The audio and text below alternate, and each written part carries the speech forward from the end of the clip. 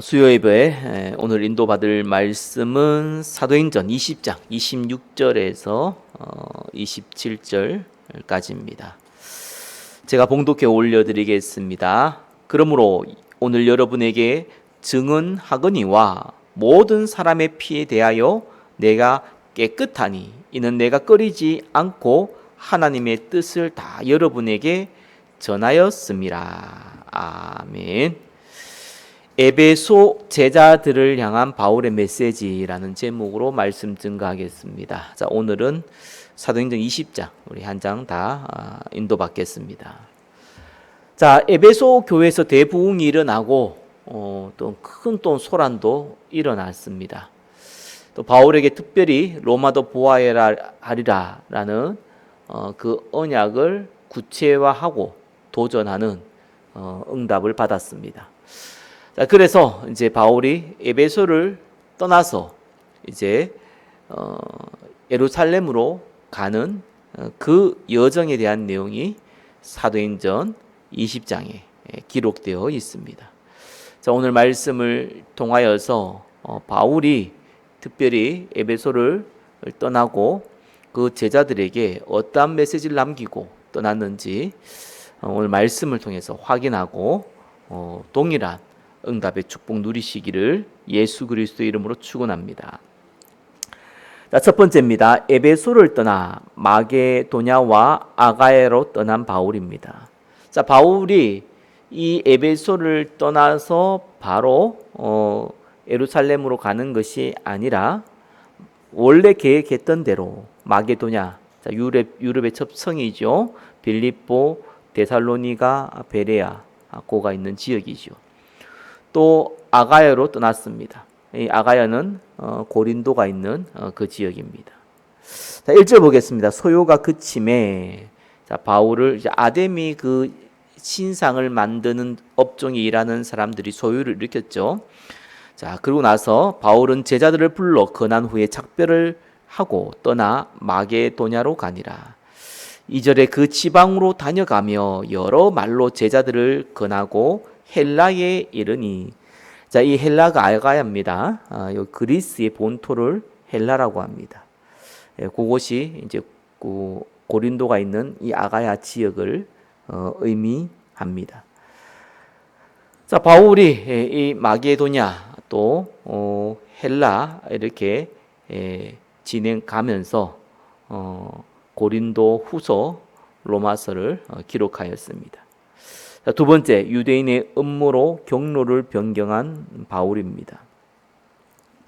자, 거기 석 달 동안 있다가, 자, 이 석 달이라는 것은 이 헬라 지역이지요.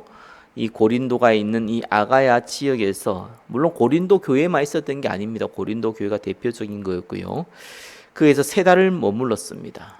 고린도 교회의 문제도 해결했고, 또 로마서를 기록하면서 무엇보다도 예루살렘에 가져갈 연보를 헌금이죠, 모으는 그러한 사역들을 했습니다. 자, 배 타고 수리아로 가고자 할 그때에, 자, 수리아는 안디옥이 있는 그 지역을 보고 수리아라고 합니다. 바울이 지금 이제 안디옥 교회를 거쳐서 가려고 이제 수리아로 가고자 했던 거죠. 예, 배 타고 바로 가는 배가 있었는지 그렇게 가려고 했던 겁니다. 근데 유대인들이 자기를 해하려고 공모함으로 바울이 이제 정보를 들은 겁니다. 이 유대인들이 정말 독하죠. 바울을 죽이려고 이렇게 해하려고 이렇게 준비하고 있었다는 겁니다. 아마도 수리아로 가는 배를 타는 도중에 그를 해치려고 아마 했었을 겁니다.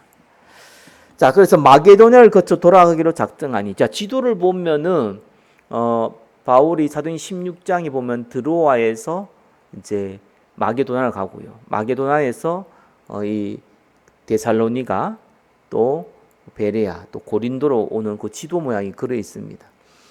그러니까 바울이 이제는 다시 이 고린도에서 바로 안디옥으로 가려고 했는데, 자, 이 유대인들이 이 자기를 죽이려고 공모하는 것을 듣고 다시 거꾸로 마게도냐를 거쳐서 가려고 했던 것이죠. 자, 위험을 피하고 하나님 뜻 안에서 지혜롭게 대처하는 바울의 모습을 볼 수 있습니다. 자, 우리가 위험을 취하면 어떻게 합니까? 생명은 하나님이 것이니까 알아서 하겠지. 뭐 이러면 곤란해요. 왜 그렇습니까? 위험을 알게 해주셨잖아요. 우리가 위험을 모르고 가다가 위험을 처하면은 하나님께서 피할 길을 주겠지요. 그러나 위험을 알게 해주신 것도 하나님의 계획입니다. 그래서 피하여서 가라라는 하나님의 사인으로 인정한 것이죠. 자, 4절에 아시아까지 함께 가는 자는 베레아 사람 브로의 아들 소바도와 데살로니가 사람 아리스다고와 세군도와 더베 사람 가이오와 디모데와 아시아 사람 두기오와 드로비모라. 자, 1명, 2명, 3명, 4명, 5명, 6명, 7명이나 되죠. 그죠?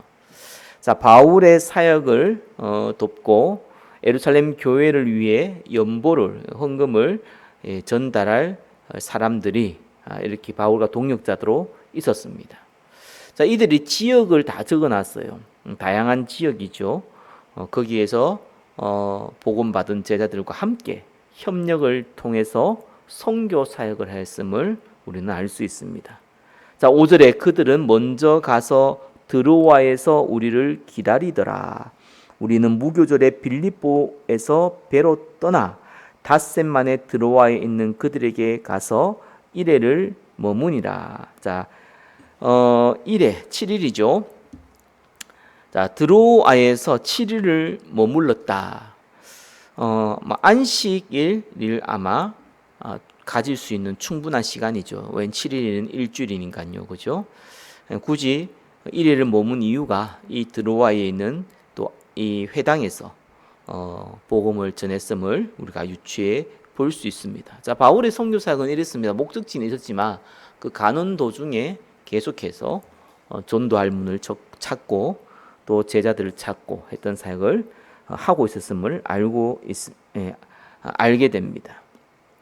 자, 7절에 바울을 통해 유두고를 살리신 하나님입니다. 7절에 그 주간의 첫날에, 자, 그 주간의 첫날이 뭡니까?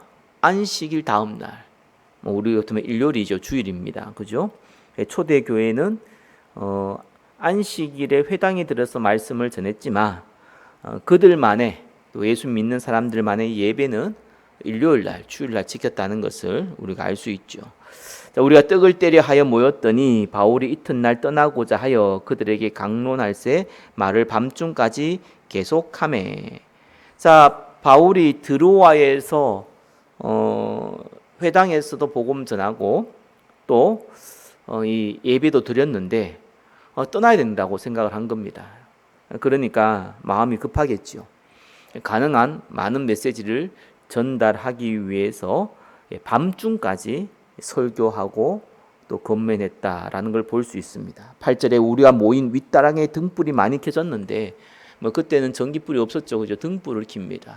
그러니까 웬만한 밤에는 모이질 않아요. 이렇게 유흥가가 아닌 이상 모이질 않는데 이렇게 바울이 말씀 전하기 위해서 이 다락에서 등불을 많이 켜서 사람들에게 계속해서 복음을 전하고 또 말씀을 전하고 권면했던 일을 밤늦게까지 하고 있었음을 알 수 있죠. 9절에 유두고라 하는 청년이 창에 걸터 앉아 있다가 깊이 졸더니 바울이 강론하기를 더 오래 하매 졸음을 이기지 못하여 3층에서 떨어지거늘 일으켜 보니 죽었는지라.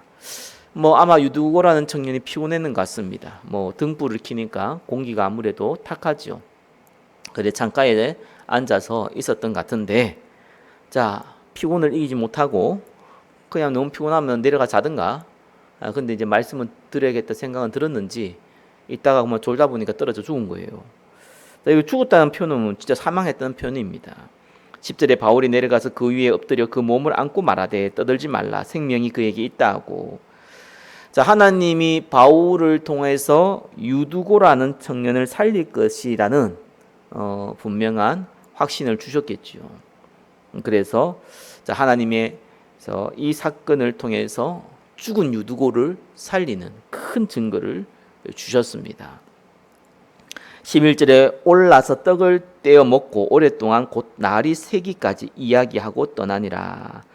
자, 왜 유두고가 죽었냐? 생명 한숨이 달려 있잖아요. 이건 좀 해석적인 부분이 해석하는 부분인데 삼성이 떨어졌으면 안 죽을 수 있습니다, 그죠? 삼성이 떨어진다고 죽진 않아요, 모든 사람들이. 근데 죽었단 말이에요.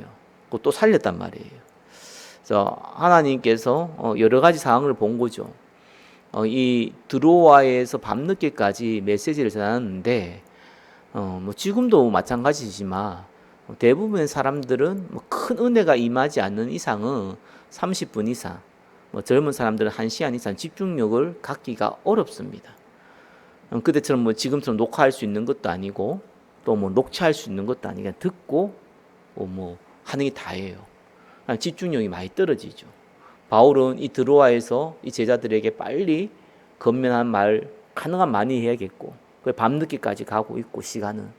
근데 해야 될 말은 많고 근데 이 분위기는 이제 졸리는 분위기고 집중할 수 없는 분위기고 요때 딱 맞춰가지고 유두고 죽었어요. 그리고 또 살렸습니다. 분위기가 완전히 바뀌었죠. 그죠? 성경이 보니까 오랫동안 곧 날이 새기까지 이야기하고 떠나네요. 날 새기까지 다들 충만하게 유두가 죽었다가 살아서 왔으니까 그죠? 다 충만한 거예요. 너무 기쁜 겁니다. 누구 말대로 안 죽는 게 훨씬 더 좋은데 그죠? 죽고 나서 사는 것보다 안 죽이 낫잖아요. 누구 말대로. 근데 이런 이제 중간중간 사건들을 버려서 하나님께서 집중할 수 있도록 은혜 받을 수 있도록 사건을 벌리신 겁니다. 자, 이렇게 해서 그들이 밤새면서 바울의 가르침을 계속 들을 수 있도록 영적 상태를 만들어 주신 겁니다. 12절에 사람들이 살아난 청년을 데리고 가서 적지 않게 위로를 받았더라. 자, 네 번째입니다. 아소에서 밀레도까지의 해로 여정입니다. 바다의 길 여정이죠. 자, 우리는 앞서 배를 타고 아소에서 바울을 태우려고 그리로 가니 이는 바울은 걸어서 가고자 하여 그렇게 정하여 준 것이라. 자, 바울의 제자들은 드로아에서 아소까지 배를 타고 갔습니다. 약 한 30km 정도 되는, 육로로 가면 30km 정도가 돼요. 근데 바울은 이 드로아에서 아소까지 걸어서 갔어요. 왜 그렇게 했냐? 아마 바울은 배로 가는 시간이 빠르지만 거리는 걸어가는 게 짧은 거리입니다. 근데 이 배로 가지 않고, 배로 가면 이제 편하게 가잖아요. 걸어가면 한참 또 노동을 하면서 가야 되는, 걸어서 가야 되는 일인데, 바울이 혼자 걸어갔던 것을 볼 수 있어요. 나머지 그냥 배 타고 가라. 왜 아소에서 만나서 배를 또 타고 가야 되니까요. 근데 바울은 혼자 갔어요. 전도자들은 이 시간들이 필요하죠.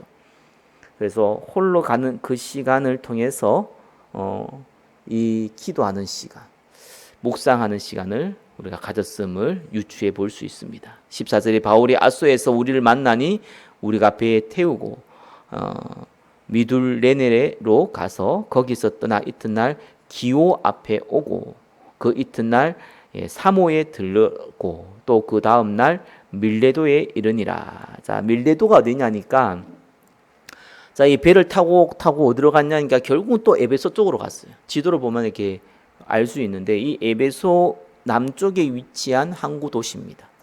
그러니까 에베소와 가까워요. 자, 바울이 처음에는 바로 어디로 가려 했습니까? 마게도냐와 아가야 이 고린도를 거쳐서 바로 이 안디옥으로 가려고 했어요. 그게 첫 번째 본인이 생각했던 부분입니다. 안디옥 가서 다시 예루살렘으로 가려 했죠.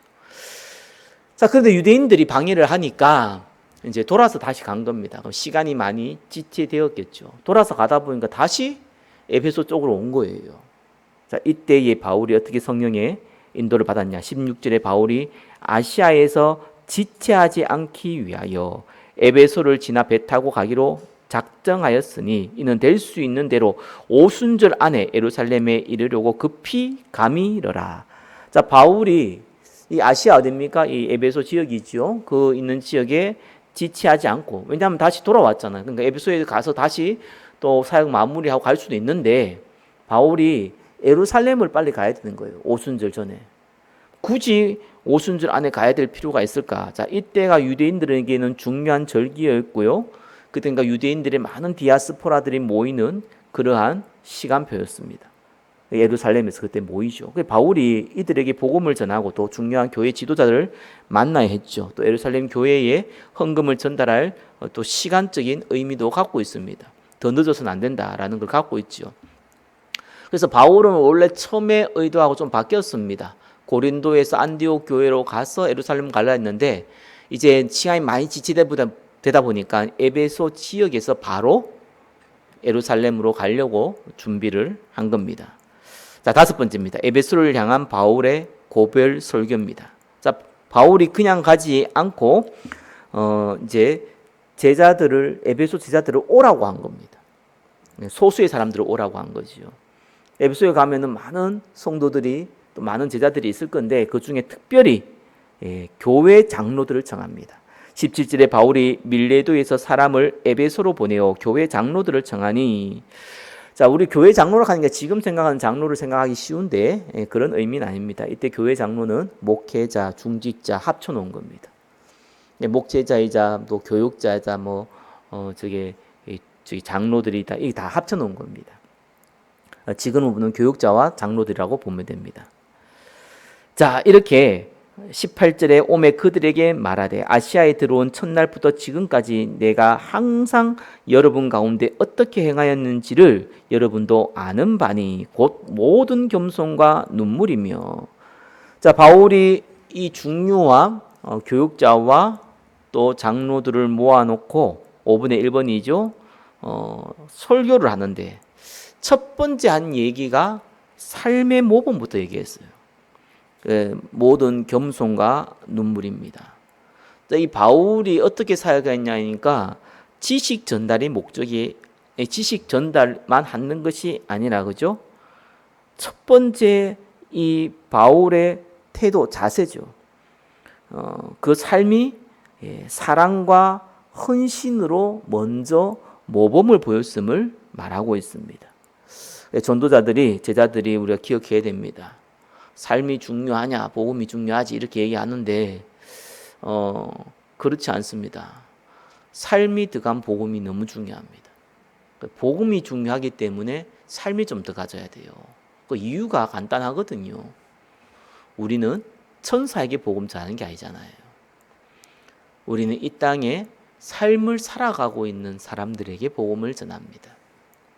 그러니까 삶이 들어가줘야 되는데 그 삶이 어떤 사람입니까? 성경에 나와 있듯이 겸손과 눈물. 항상 복음 전하는 자는 저 자세로 그리고 안타까워하는 마음으로. 이것이 저와 여러분이 첫 번째 가져야 될 삶의 자세입니다. 또 이 제자들에게 뭐라고 얘기했습니까? 19절에 뒤후반부죠. 유대인의 강제로 말미암아 당한 시험을 참고 주를 섬긴 것과.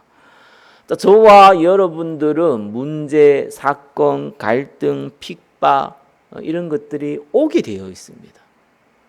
우리가 전도 안 해도 오는데 전도하면은 더 확실하게 옵니다. 근데 문제는 그게 뭡니까? 거기서 대부분 넘어지거나 무너지기 쉽다는 거지. 그래서 바울이 얘기했던 건 딴 게 아니에요. 그걸 뛰어넘어야 되는 거예요. 이 축복이 필요합니다. 세상 말대로 멘탈이 조금 강해야 돼요. 난 멘탈이 약한데 어떡합니까? 하나님이 강하게 만들어 주실 거예요.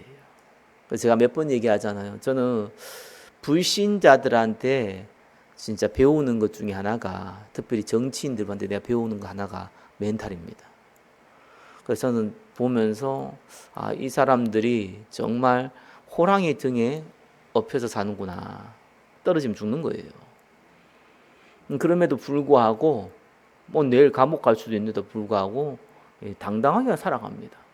그래서 보면서 야, 불신자도 저래 살아가는데 예수 믿는다 하더라도 사실 불신자 같은 삶을 살아감에도 불구하고 자기가 가지고 있는 가치에 대해서 저 정도 멘탈을 갖고 있는데, 야, 우리가 복음이 얼마나 가치 있는데 내가 문제, 사건, 갈등, 위기, 핍박 때문에 내 멘탈이 무너진다면은 그거는 사실상 너무 큰 손해를 보는 거지.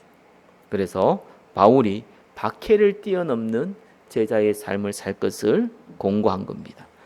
자, 20절. 자, 세 번째죠. 장소를 가리지 않는 제자입니다. 20절에 유익한 것은 무엇이든지 공중 앞에서나 각 집에서나 꺼리낌 없이 여러분에게 전하여 가르치고. 자, 여기 사역의 방법이거든요. 사도행전 5장 42절에 나와 있듯이 올해 우리 기쁨의 교회 원단 메시지와 동일하죠. 집에 있든지 성전에 있든지 예수는 그리스도라 가르치기와 전도하기를 그치지 아니하니라. 저와 여러분의 있는 삶의 장소를 다 활용해서 하는 겁니다. 그게 사역의 방법이죠. 네 번째입니다. 회개와 믿음을 전달하는 제자. 유대인과 헬라인들에게 하나님께 대한 회개와 우리 주 예수 그리스도께 대한 믿음을 증언한 것이라. 자, 예수 그리스도를 믿으면 구원받잖아요. 그래서 짧게 복음은 설명할 수 있습니다. 그러나 이 바울이 그 복음 받은 유대인과 헬라인들에게 뭘 얘기했습니까?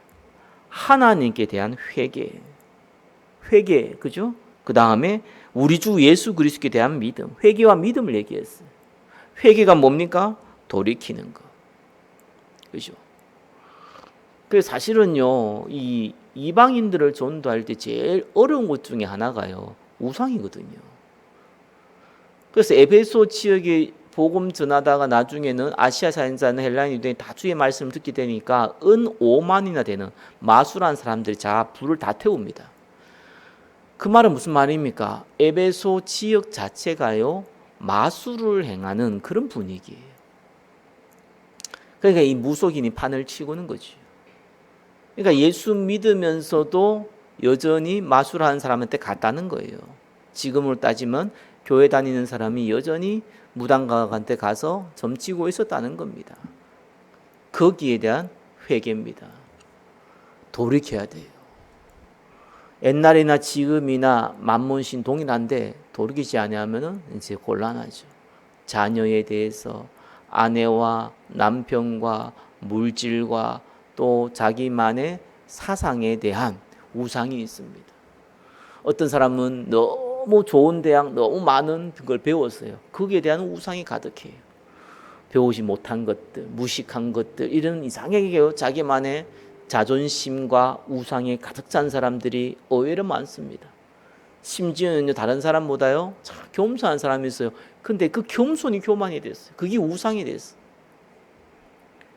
나는 너희들하고 다르다. 나는 예수님처럼 겸손하다. 나는 관대하다. 뭐 영화도 아니고, 그죠? 그런 식으로 사는 사람들이 의외로 많습니다. 그래서 이 우상에 대해서 회개해라. 성경에서 회개는 건 돌이키는 거잖아요. 100% 우상입니다. 그리고 뭡니까? 믿음이요. 믿음이 뭡니까? 자, 회개는 우상을 없애라는 거고요. 예, 믿음은 뭡니까? 현실에 속지 말라라는 겁니다. 왜요? 믿음은 바라는 것이 이상해. 지금 눈에 보이지만 잡을 수 없는 거. 반드시 오는 것이지만 지금 당장은 그렇지 않은 거. 이게 믿음이라는 것이요. 분명히 예수 그리스도 안에 있으면 하나님께서 어마어마한 이 응답의 축복들이 이미 다 그리스도 예수 안에 다 숨겨놨잖아요. 그러나 현실은 그렇지 않습니다. 그렇죠? 여전히 문제, 사건, 갈등, 위기는 여전히 있고, 여전히 나의 영적 문제는 잘 고쳐지지 않고, 여전히 가난하고, 여전히 질병이 있고. 그러니까 현실 앞에서요, 더 잘 되긴커녕 더 후퇴하는 것 같고, 거기에 대한 낙심이 된단 말이에요. 그래서 믿음을 가져라. 낙심하지 말고 그리스도에 대한 소망을 가져라. 그 말입니다. 제자들에게 중요한 메시지 전달했어요. 이걸 계속 강조한 겁니다. 그렇죠? 우상을 버릴 것과, 그렇죠? 현실에 속지 말 것을 계속 강조한 겁니다. 다섯 번째입니다. 성령 인도 받는 제자입니다. 5번에 5번. 보라, 22절에 이제 나는 성령에 매여 예루살렘으로 가는데 거기서 무슨 일을 당하는지 알지 못하노라. 자, 바울이 지금 예루살렘으로 가는 것은 성령께서 인도하신 것이다. 내 의지가 아니다. 그 말이죠. 그래서 그 결과가 어떠하든지 내가 순종하겠다라는 바울의 믿음입니다. 구원받은 하나님의 백성 제자들은요, 뭘 해야 됩니까? 성령 인도 받으려고. 어떻게 하든지 성령의 인도 따라 움직여야 됩니다. 그래서 성령의 인도는요, 저와 여러분이 제가 이 제한적 성령 인도 얘기했잖아요. 특별히 전도 선교에 대해서는 성령 인도 받으려고 몸부림쳐야 됩니다. 나머지는요, 저는 개인적으로 생각합니다. 굳이 성령 인도 받으려고 하지 말라. 왜? 결국은 자기 생각대로예요. 그게 성령 인도인지 아닌지 본인도 몰라요. 그렇죠? 성령 인도 같은 데 지나보면 아닌 것 같고, 아닌 것 같은 데 지나보면 맞는 것 같고, 평생 그래 헷갈립니다. 육신적인 부분에 강해서 그래요.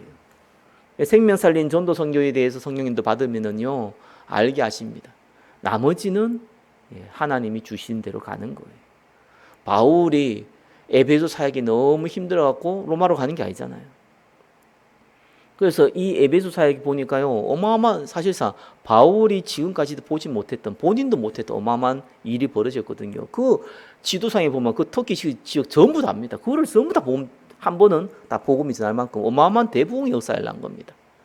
이러면서 바울이요, 이 세계 복음하는 그림은 그리고 있었고 로마가 중요한 것도 알고 있었지만 막상 도전하기, 지금처럼 어떻게 할 수 있는 게 아니잖아요.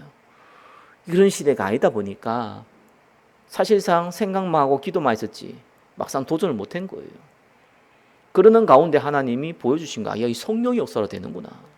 성령의 역사도 로마도 복음화되어지고 로마의 제자를 통해서 전 세계가 복음 전하겠구나. 이 확신을 딱 가진 겁니다. 하나님의 음성을 들을 수 있도록 응답받게 된 거죠. 성령의 인도 받았습니다. 바울이 처음부터 자, 에베소 좀 사역하다가 자, 이제 이래가 일이 안 되겠다. 자, 로마 가보자. 로마 가서 본격적인 제자사 가서 한번 해보자. 될 리가 없죠. 그건 틀렸다는 게 아니라 방향도 맞는데 인도를 못 받는 거예요. 시간표가 있습니다. 시간표에 따라 우리가 전도 선교에 응답 받으시면 됩니다. 자, 5분의 6번입니다. 사명을 위해 목숨을 거는 제자입니다. 23절에 오직 성령이 각 성에서 내게 증언하여 결박과 환난이 나를 기다린다 하시나 내가 달려갈 길과 주 예수께 받은 사명 곧 하나님의 은혜의 복음을 증언하는 일을 마치려 하면은 나의 생명조차 조금도 귀한 것으로 여기지 아니하노라. 중요한 메시지죠. 환난이 있으나 하나님이 주신 사명을 위해서는 목숨도 기꺼이 바치겠다라는 바울의 헌신적인 자세입니다. 저와 여러분들은 사명을 위해 목숨을 거셔야 돼요. 목숨을 걸어도 안 된다 이 말은 아닙니다. 목숨을 무조건 걸어라 그 말도 아닙니다. 보이면 목숨을 걸면 돼요. 안 보일 때는 기다리고 기도하다가 보이면 목숨을 거는 거예요. 바울이 로마가 보인 겁니다. 성령의 인도로 이제는 시간표대로 보인 겁니다. 근데 환난이 기다리잖아요. 죽을 수 있잖아요. 어차피 순교까지 하잖아요, 결국은. 그러니까 문제되지 않는 거예요. 자, 3번의 7번입니다. 5번의 7번입니다. 파수꾼의 책임을 지는 제자입니다. 25절 보라 내가 여러분 중에 왕래하며 하나님의 나라를 전파하였으나 이제는 여러분이 다 내 얼굴을 다시 보지 못할 줄 아노라. 영원한 작별이자 지금처럼 카톡을 보낸다거나 그죠? 전화를 한다거나 그럴 수 있는 시대가 아니죠, 그죠? 그러니까 이 정도 가면 이제 영원한 작별입니다. 로마까지 가뿐만 이제 만나기가 어려운 거예요. 그리고 본인이 또 순교까지 순교 당할 수 있다라는 암시하는 내용이죠. 26절에 그러므로 오늘 여러분에게 증언하거니와 모든 사람의 피에 대하여 내가 깨끗하니 이는 내가 꺼리지 않고 하나님의 뜻을 다 여러분에게 전하였음이라. 이제 에스겔서 3장 17절에서 19절에 나온 메시지와 사실상 동일한 얘기지요. 자, 이게 전도자는요, 제자들은요, 파수꾼의 책임이 있어야 됩니다. 이거는 제자들에게 향한 메시지입니다. 파수꾼이 어떤 겁니까? 성경에서 말하는 파수꾼이 어떤 거예요? 내가 그 사람에게 복음을 전했는데 이 사람이 안 받으면은 문제 없지만 내가 이 사람이 복음에게 전하지 않아서 이 사람이 구원받지 못한다면은 성경은 그 핏값을 너에게 돌릴 것이다. 에스겔서 3장에 나오는 메시지죠. 동일한 것이요. 내가 모든 사람에 대해서 내가 피에 대해서 깨끗하다. 그 말이 뭡니까? 나는 복음 전했다. 안 듣고 안 믿는 거는, 안 들으려고 그러고 안 믿는 거는 본인 책임이 아니에요. 그러나 내가 전했기 때문에, 또 전해서 받을 사람은 받았기 때문에 나는 이 깨끗하다라고 하는 겁니다. 이거는 그냥 성도들이 이해하기 어려운 단어죠. 그리고 그 장로교의 가장 맹점, 이게 뭡니까? 하나님이 구원받을 사람 구원받게 할 거 아니냐, 구원받 작정되는 안 믿을 거 아니냐, 이렇게 핑계대는 사람들이 하고는 정반대되는 얘기예요. 그래서 제가 몇 번 얘기했는데 그 칼빈주의하고 알미니안주의를 사람들이 많이 얘기합니다. 알 필요가 있어요. 평시도든지 신앙을 안 해도 그건 알 필요가 있거든요. 장로교는 하나님의 은혜로 구원받는 겁니다. 그렇죠?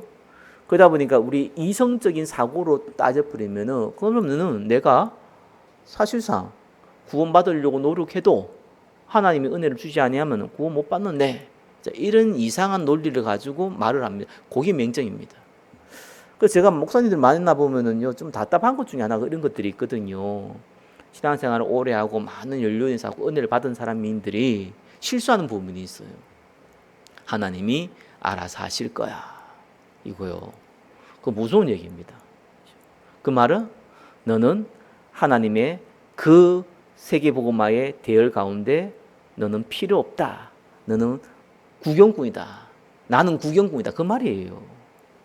그래서 그게 굉장히 큰 실수입니다. 우리의 이성적 사고로는 이해 못하는 부분이거든요. 하나님의 은혜로 구원받는다. 구원받기로 작정된 사람은 만세 전부터 하나님이 택하셨다. 이거는 우리가 이해하기 어려운 부분이에요. 그럼 성경은 동시에 어떤 얘기를 합니까? 주 예수를 믿으라. 믿으면 구원받는 거예요. 그렇죠? 복음 전하면 제자를 찾는 거예요. 복음을 말하면 구원받을 사람을 만나는 거예요. 안 전하면 못 만나는 거예요. 그 얘기를 같이 하고 계십니다. 그게 알미니안주의입니다. 그래서 인간의 이성으로는 이 두 개가 섞어지지가 않아요. 근데 우리는 성부, 성자, 성령 하나님을 어떻게 이해합니까? 세 분인데 한 분이다. 이걸 어떻게 이해합니까? 근데 이해는 못해도요, 믿어지더라고요. 그죠? 하나님이 은혜로 구원받을 사람은 준비해놨다. 동시에 내가 복음을 전하고 복음을 말하면은 그 사람이 복음 받게 된다. 요 두 가지가요, 섞여지지 않는데 믿어져요. 그것이 신앙생활입니다.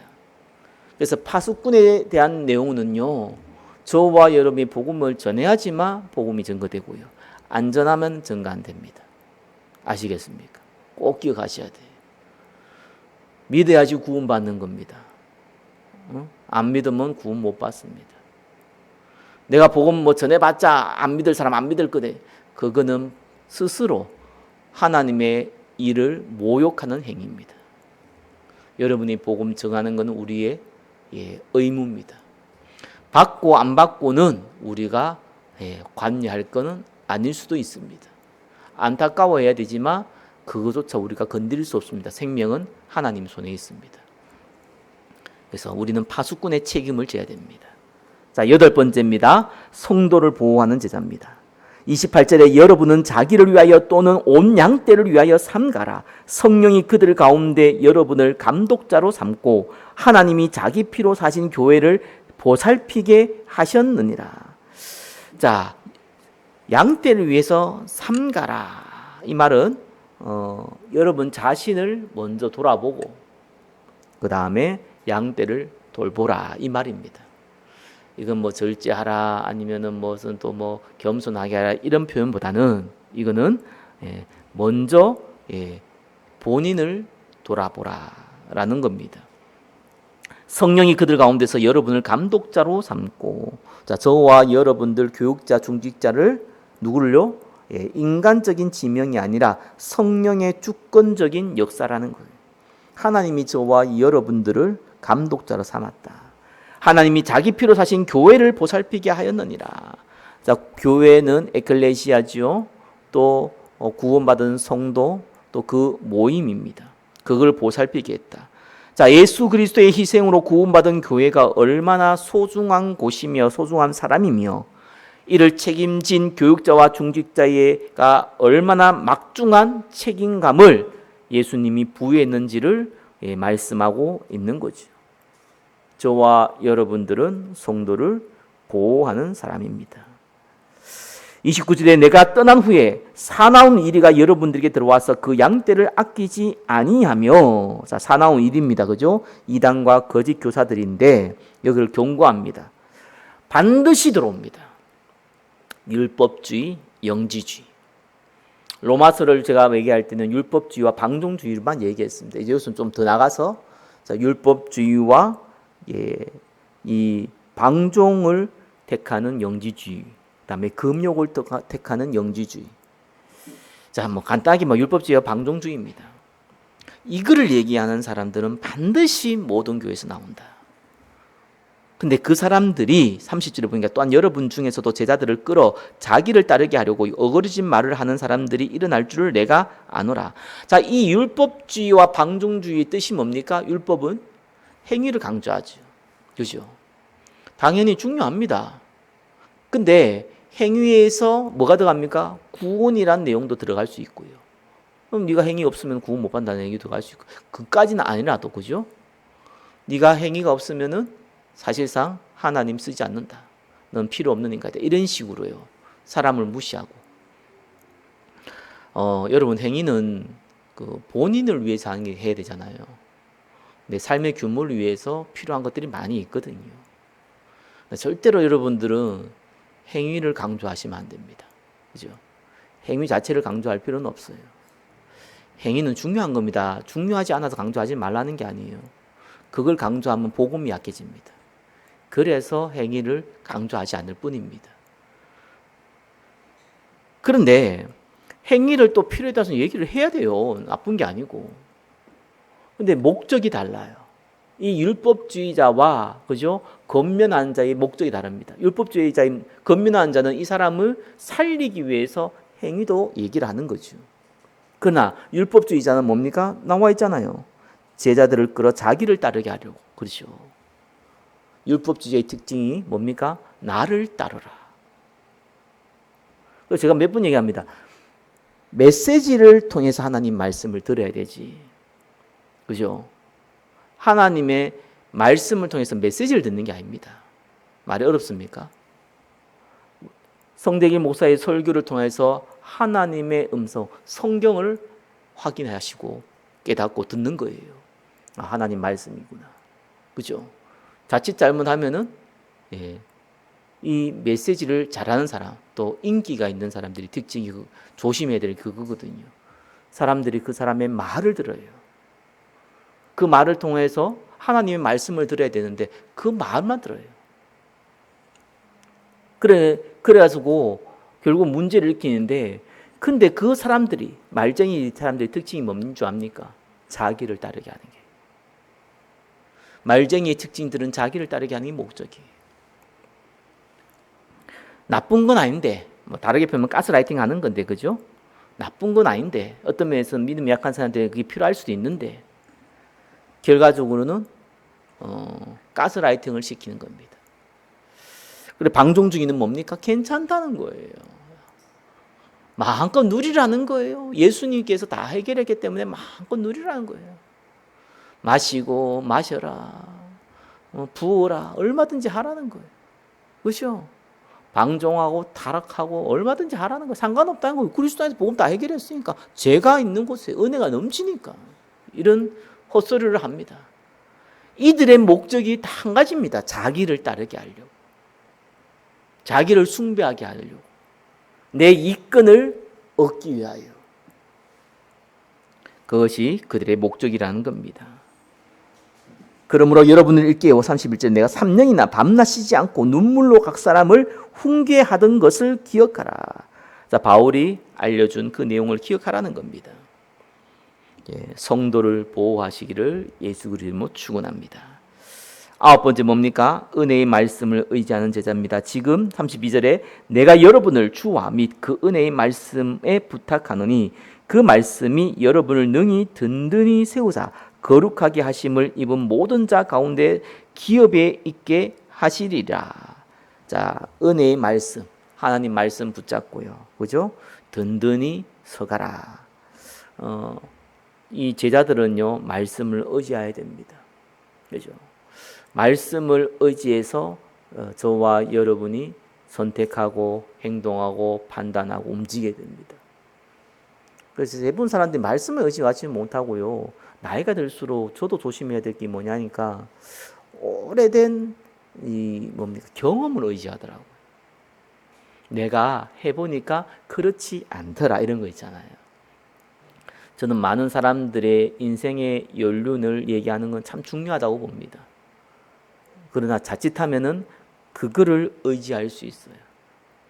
우리는 말씀을 의지해야 됩니다. 열 번째입니다. 물질에 대해서 청지기 자세를 가진 제자가 되라라고 얘기했죠. 33절에 내가 아무나 의의 은이나 금이나 의복을 탐하지 아니하였다. 자, 탐심에 대한 우상을 버렸다. 그 말이고요. 34절에 여러분이 아는 바와 같이 이 손으로 나와 내 동행들이 쓰는 것을 충당하였다. 바울이 자비랑 선교를 했다고 얘기하는데 아닙니다. 자비랑 선교도 했습니다. 그렇죠? 바울은 많은 이 교회를 세우면서 그분들이 헌신을 통해서 바울이 먹고 살았어요. 먹는 거 입는 거 다 교회에서 베풀어 줬습니다. 그러나 바울이 많은 곳을 선교를 하다 보니까 넉넉한 곳도 있지만 가난한 곳도 많았어요. 그래서 가능한 바울은 교회가 어려운데 내가 혜택을 누리겠다고 하지 않았고, 내가 할 수 있는 경제를 벌 수 있는 달란트가 있으면 그거를 조금 활용해서 사역을 하면서 자비랑 선교도 겸했다는 거예요. 그래서 많은 분들이 자비랑 선교했는데 이런 사람들은 의외로 또 많아요. 그래서 그 목사가 이중직을 가져야 된다. 일하는 이 것과 목회하는 것 같이 가져야 된다. 이걸 또 강조한 사람도 있어요. 성경을 너무 이상하게 본 거예요. 바울이 자비랑 선교를 했던 이유가, 자비랑 선교도 했던 이유가 자비랑 선교가 하나님의 계획이라서 한 게 아니라, 그죠? 때에 따라서는 자비랑 전도하기 위해서는 돈이 필요한데 돈을 얻을 데가 없으면 자비랑도 필요했던 거예요. 그 관점으로 봐야 되는 겁니다. 그러나 자비랑 필요 없으면 안 해야 되는 거지요. 바울이 먹고 살기 위해서 한 것이 아닙니다. 그렇죠? 전도하기 위해서 했던 거예요. 35절에 범사에 여러분에게 모범을 보여준 바와 같이 수고하여 약한 사람들을 돕고 또 주 예수께서 친히 말씀하신 바 주는 것이 받는 것보다 복이 있다 하심을 기억하여야 할지니라. 자, 주는 것이 받는 것이 복이 있다. 요거는 사복음서에는 나와 있지 않습니다. 그러나 예수님이 하신 말씀이라고 성경은 기록해 있어요. 자, 바울이 이 물질을 어떻게 활용했냐니까, 바울은 사실상 자비랑 선교를 겸했지만 바울은 교회를 통해서 많은 혜택을 누렸습니다. 그러니까 그 혜택을 자기를 위해 쓰지 않고 자기가 꼭 필요한 것 외에는 다 어떻게 했습니까? 섬김과 나눔의 삶을 살았다는 겁니다. 그게 바울이 돈을 쓰는 방법이에요. 제자들은요, 돈이 우상이 돼서도 안 되고요. 그죠? 가난을 믿으러 살면 더더욱 안 됩니다. 그거는 사실상 전도 안 하겠다는 거예요. 우리는 가능한 한 경제를 전도를 위해서 사용하는데 지혜로워야 되고 또 사용해야 됩니다. 그래서 돈은 써야 돼요. 복음 위해서. 가난하면 못 쓰기 때문에 가능한 시간표에 따라 하나님의 계획에 따라 다르지만 가능한 있는 게 좋습니다. 그냥 가능한 사용하는 게 좋아요. 그렇지 않으면 돈은 탐심이 되고 결국은 욕심이 되고 결국은 우상이 되기 때문에 그렇습니다. 36절에 이 말을 한 후에 무릎을 꿇고 그 모든 사람들과 함께 기도하니 다 크게 울며 바울의 목을 안고 입을 맞추고 다시 그 얼굴을 보지 못하리라 한 말로 말미암아 더욱 근심하고 배에까지 그를 전송하니라. 자, 길게 얘기했습니다. 바울이 에베소 그 항구에서 에베소 제자들을 모아서, 어차피 원래는 에베소 가려고 온 게 아니었잖아요. 어쩔 수 없이 유대인들이 공격 때문에 돌아서 갔는데 간 김에 바로 예루살렘으로 가려고 그 배를 기다리면서 에베소 제자들, 특별히 교역자, 중직자를 모아가지고 바울이 한 고별 설교입니다. 말씀을 맺겠습니다. 제목이 제자들 향한 바울의 메시지예요. 이 바울이 짧게 설교를 했는데 중요한 얘기들이 다 나왔죠. 특별히 파수꾼의 자세를 갖고 있었다는 것, 그렇죠? 그리고 눈물과 겸손으로 살겠다는 것, 우리가 기억하면서 또 박해를 뛰어났다는 것 기억하면서 저와 여러분도 동일한 응답 누리시기를 예수 그리스도의 이름으로 축원합니다. 기도하겠습니다. 하나님께서 에베소 제자들에게 바울이 마지막으로 고별 설교를 통하여 에베소 교회를 어떻게 섬겨야 되는지 주의 종들과 중직자들에게 알려주신 주님께 모든 영광 올려드립니다. 동일한 응답 누리게 하여 주옵소서. 예수 그리스도 이름으로 기도드립니다. 아멘.